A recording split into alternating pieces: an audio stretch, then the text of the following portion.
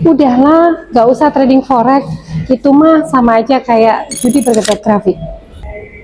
Jujur saja, untuk kalian yang baru mengenal dunia pasar keuangan, kalian pasti punya pikiran yang sama.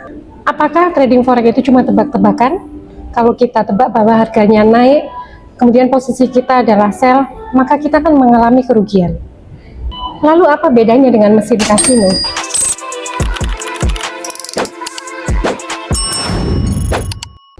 Halo semuanya, selamat datang di channel Gadis Forex.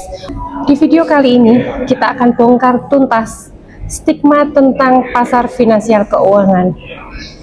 Apakah betul bahwa trading adalah judi? Kita nggak cuma akan bahas pakai opini kosong.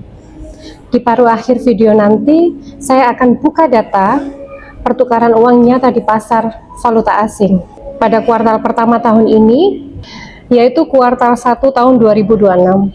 Di sini kalian akan merasa kaget bahwa perputaran uang di industri ini begitu masifnya.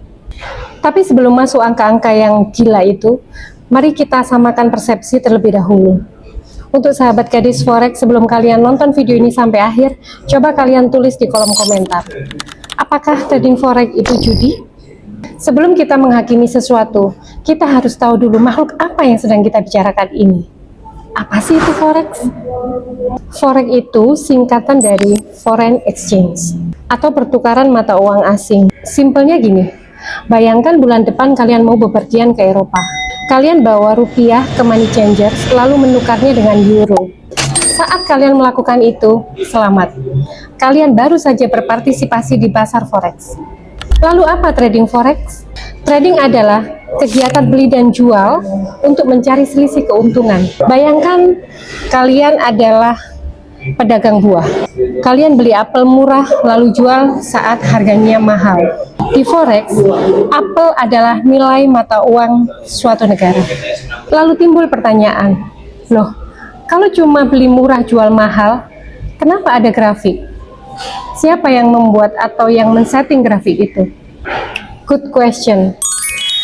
Grafiknya bergerak bukan ada bandar yang iseng aja memutar harga, tapi karena hukum supply dan demand. Untuk nilai tukar mata uang, misalnya dolar Amerika dengan yen Jepang, bergerak karena kebijakan suku bunga bank sentral, neraca perdagangan, pengangguran, hingga geopolitik. Jadi, yang menggerakkan pasar ini adalah denyut nadi perekonomian itu sendiri, bukan mesin algoritma yang disetel untuk bikin kalian rugi. Sekarang kita masuk ke pertanyaan inti.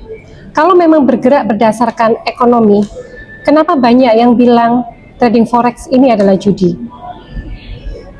Mari kita bandingkan secara head to head antara judi dan trading forex profesional. Kalian akan saya tampilkan dengan tabel berikut ini. Dari aspek dasar keputusan, judi sudah pasti 100% tebakan dan keberuntungan. Tapi beda dengan forex, berbasis analisis teknikal dan fundamental. Dari aspek manajemen resiko, judi, uang taruhan hangus total jika Anda kalah. Namun di forex, ada stop loss yang bisa membatasi kerugian. Dari aspek sistem bandar, dalam aspek judi, bandar disetel pasti menang. Sedangkan di trading forex, partisipan murni dari pasar modal. Kemudian dari aspek nilai harapan, judi selalu negatif dalam jangka panjang, sedangkan trading forex bisa positif dengan trading plan yang sangat teruji. Nah, kalian lihat bedanya. Di meja judi, ketika kalian pasang warna merah dan yang keluar hitam, untung kalian 100% diambil oleh bandar. Tidak ada yang bisa dianalisis dari bola berputar secara acak. Tapi di forex, kita punya senjata yang bernama analisis dan manajemen resiko.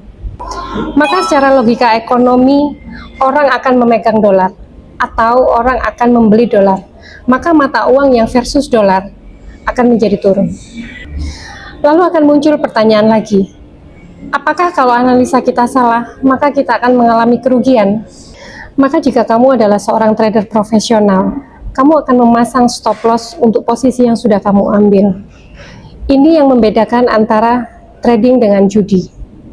Maka jika kalian sudah melakukan stop loss, uang kalian tidak akan pernah habis seperti kalian melakukan judi. Ketika tebakan kalian salah, maka pasti uang kalian habis dan berpindah ke bandar.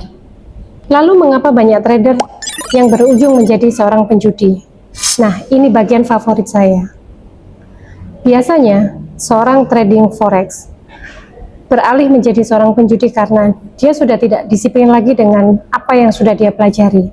Yang pertama, dia sudah tidak lagi menggunakan manajemen resiko. Yang kedua, dia mulai tertarik bertransaksi di market secara terus-menerus. Ini yang berbahaya. Pada dasarnya, kita harus punya limitasi diri atau batasan di mana saat kita harus berhenti untuk bertransaksi. Karena jika kita tidak ada batasan, maka sama aja kita terjerumus yang namanya addict atau kecanduan dalam bertransaksi. Ini yang menjadikan seorang trader profesional beralih menjadi seorang penjudi. Dan pada akhirnya hasilnya adalah habis total. Ada 3 hal yang tidak boleh dilakukan oleh seorang trader profesional supaya tidak menjadi seorang penjudi. Yang pertama, tidak pakai analisis. Yang kedua, tidak pakai stop loss. Yang ketiga, memakai ukuran lot melebihi dana yang kalian punya. Jika kalian bisa menghindari 3 hal tersebut, maka selamat. Kalian sudah terbebas dari perjudian di pasar modal. Nah, mari sekarang kita bicara data. Berdasarkan laporan dari CME Group, rata-rata volume harian atau average daily volume secara internasional pada kuartal 1 2026 memecahkan rekor hingga 11,4 juta kontrak per hari. Angka ini melonjak 30% dibanding tahun 2025. Bahkan untuk pasar retail, salah satu broker seperti Easy Market baru saja mengumumkan rekor volume kuartal mereka yang mencapai 5,13 triliun US dollar di kuartal 2026 dengan perputaran harian mencapai lebih dari 81 miliar US dollar. Coba bayangkan jika kalian saja bertransaksi di financial market ini, katakan cuma 1 juta rupiah, bagaimana kalian bisa berpikir bahwa bandar akan mengincar uang kalian?